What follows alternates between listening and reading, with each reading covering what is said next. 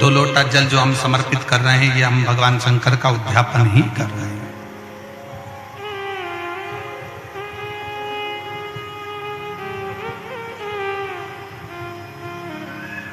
कभी कभी शिव महापुराण की कथा कहती है, कभी कभी जितने शिव भक्त बैठे हैं बड़े सावधानी से सुनिएगा, जितने आस्था चैनल पर सुन रहे हैं, जितने फेसबुक यूट्यूब पर सुन रहे हैं और जितने इस कोपपुर कांकेर की इस पवित्र धरा पर बैठकर सुन रहे हैं वो भी श्रवण करें। कभी कभी बन सके एक बेलपत्र, उस बेलपत्र के मध्य भाग में बीच वाली पत्ती पर लाल चंदन और दोनों पत्तियों पर पीला चंदन, नीचे वाली दोनों पत्तियों पर पीला चंदन, बीच वाली पत्ती पर लाल चंदन और दोनों पत्तियों पर पीला चंदन, और इसी बेलपत्र के साथ में जो लाल चंदन वाला जो पत्ती है उस पर एक श्वेत पुष्प, सफेद फूल रखकर आप अपनी कामना कर कर, जब आपको जल चढ़ाते चढ़ाते 3 महीना 4 महीना 5 महीना 6 महीना आपके हो जाए और बाबा देवाधिदेव महादेव को जल चढ़ाते चढ़ाते समय बीत जाए, तब बाबा से अपने दिल की बात कहने के लिए लाल चंदन, सफेद पुष्प, पीला चंदन दोनों पत्तियों पर अपने हाथ में लेकर कामना कर कर अशोक सुंदरी वाली जगह पर जब हम उसको समर्पित कर देते हैं, अशोक सुंदरी की जगह मालूम है ना आपको?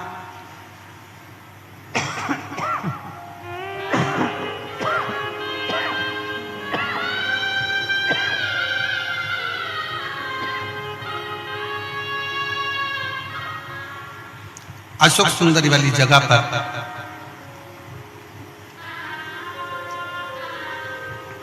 ये शिवलिंग जलाधारी और उसके सामने का जो भाग है उसके मध्य भाग में अशोक सुंदरी का स्थान। बस इसी स्थान पर बेलपत्र और श्वेत पुष्प,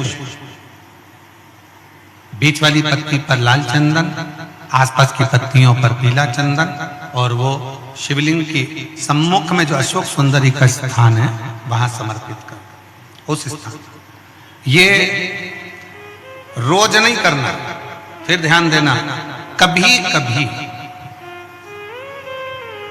4-6 महीने निकल जाएं, 8 महीने निकल जाएं, 3 महीने निकल जाएं, 5 महीने निकल जाएं उस स्थान, और ये हमने एक बार नहीं बताया, इसको पहले भी वर्णन कर सकते। एक पत्र है, पत्र में भगवान भोलेनाथ की महिमा का मैं क्या गुणगान करूं। मेरे जीवन में बहुत सारे कष्ट आए। हमारा विवाह 2002 में हुआ। कुछ वर्ष बाद मुझे 2 बेटे पुत्र रत्न में प्राप्त हुए। एक बेटा बचपन में ही कुपोषण के शिकार होने के कारण चल बसा, पहला बेटा समाप्त हो गया। दूसरा बेटा 11वीं कक्षा में पढ़ रहा, 16 वर्ष का अध्ययन करता, जिसकी सड़क दुर्घटना में मृत्यु हो गई। मेरे दोनों बेटे मर गए, जो 2 जुड़वा हुए थे। पहला कुपोषण में चले गया, दूसरा 16 वर्ष की आयु में चला गया। मेरा घर पूरा खाली हो गया। हम लोग रो रो के मरे जाते, नेत्रों में जल भर गया। क्या करें?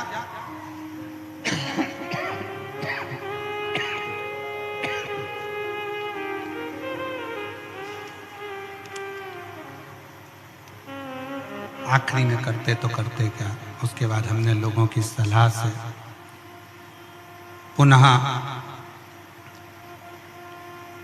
संतान की प्राप्ति के लिए प्रयास किया, पर संतान होती नहीं। अब करें तो करें क्या? फिर नसबंदी को खुलवाया, गर्भ तो ठहरा, पर 5 महीने के बाद वो बच्चा मर गया, गर्भ में।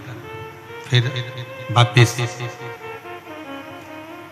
गर्भ नहीं ठहर पाया, 3 मेरे बेटे चले गए। फिर मेरे घर के आसपास वालों ने पशुपति नाथ के व्रत के बारे में बताया और सफेद आंकड़े की जड़ का प्रयोग बताया। दीदी लिख रही हैं कि हमारे घर के लोग विश्वास नहीं करते थे इस चीज पर मेरे घर के लोगों के कहने पर, परिवार के लोगों के कहने पर सफेद आंकड़े की जड़ का प्रयोग करा और दोनों पति पत्नी ने शिव मंदिर में जाकर सफेद आंकड़े की जड़ का प्रयोग करा। बाबा की कृपा, उसका विश्वास, आपका वो बेलपत्र, लाल चंदन, पीला चंदन और सफेद पुष्प का प्रयोग रंग ला गया गुरुदेव। और 21 वर्ष के बाद मेरे यहाँ पर फिर वापस पुत्र रत्न की प्राप्ति हो गई। मैं बाबा को यहाँ प्रणाम करने के लिए आई। अगर कहीं बैठी हो श्रीमती नीता दर्रो, पति श्री पारस राम दर्रो, ग्राम चिनोरी ब्लॉक, चारमा जिला कांके, तो वो आकर एक बेलपत्री ले जा सकते।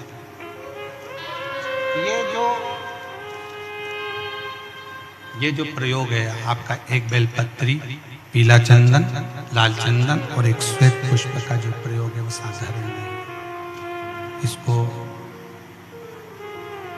3-4 महीने में, 3-4 महीने में, 5 महीने में, 6 महीने में एक बार उसका कर लेना चाहिए। फल की प्राप्ति के लिए, आनंद की प्राप्ति के लिए, कार्य की सिद्धि के लिए ये प्रयोग हो।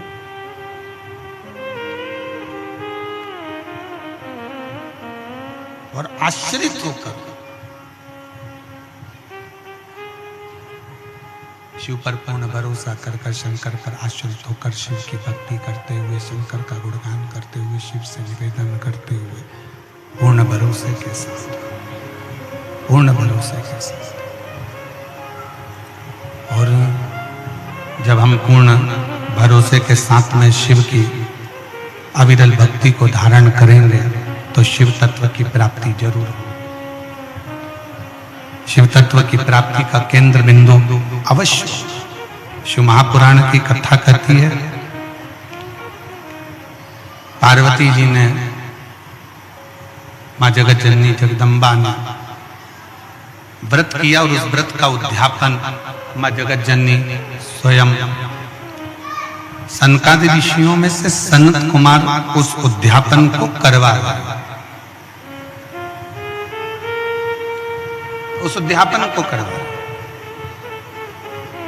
अब माता ने वचन दे दिया कि तुम जो मांगोगे मैं तुमको वो दूंगी, तुम जो मांग लोगे वो मैं तुम्हें प्रदान कर दूंगी, तुम जो चाहो वो मांग सकते हो। आप जो चाहें वो मांग सकते हो, आपका जो मन करे वो आप प्राप्त कर सकते हो। उद्यापन कराया सनत कुमारों ने और बड़े आनंद के साथ जब उद्यापन पूर्ण हो गया तब स्वयं सनत कुमारों ने कहा कि मां, अब हमारी दक्षिणा।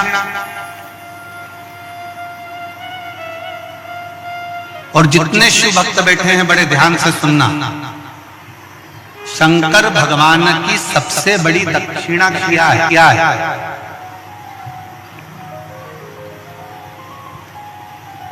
आपका कोई भी व्रत, उपास, अर्चना, आराधना कुछ भी करो, शिव जी की सबसे बड़ी दक्षिणा क्या है? तो शंकर भगवान की सबसे बड़ी दक्षिणा है एक चावल का दाना एक बेलपत्री पर समर्पित कर कर शंकर के शिवलिंग पर चढ़ा देना। ये शंकर की सबसे बड़ी दक्षिणा है। शिव की सबसे बड़ी दक्षिणा, शंकर की सबसे बड़ी दक्षिणा। एक चावल का दाना एक बेलपत्री पर समर्पित कर कर, एक बेलपत्री पर रखकर एक बेलपत्री पर रखकर शंकर को समर्पित कर देना, ये सबसे बड़ी दक्षिणा।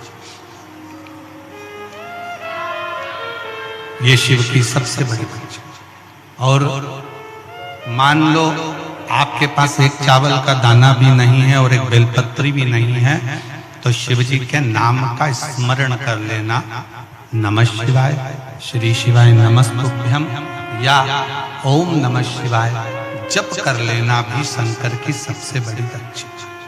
और सनत कुमार ने तो कुछ और मांग लिया।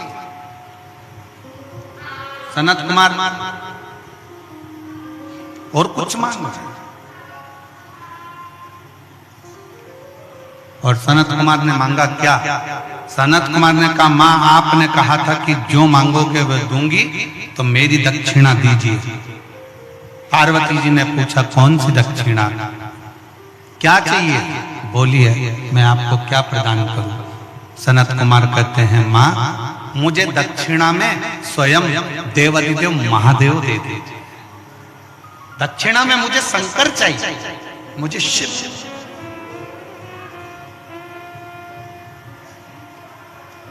दक्षिणा में मुझे केवल शंकर भगवान चाहिए, शिव चाहिए, और मुझे देवादिदेव महादेव दे दीजिए दक्षिणा, केवल शंकर भगवान दे दीजिए दक्षिणा।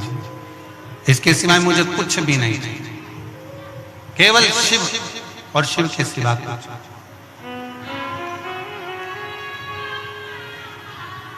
और हम तो बाबा के भरोसे चलते हैं, हम तो बाबा के भरोसे चलते हैं। ये दुनिया वाले जलते हैं, ये दुनिया वाले जलते हैं। हम तो बाबा के भरोसे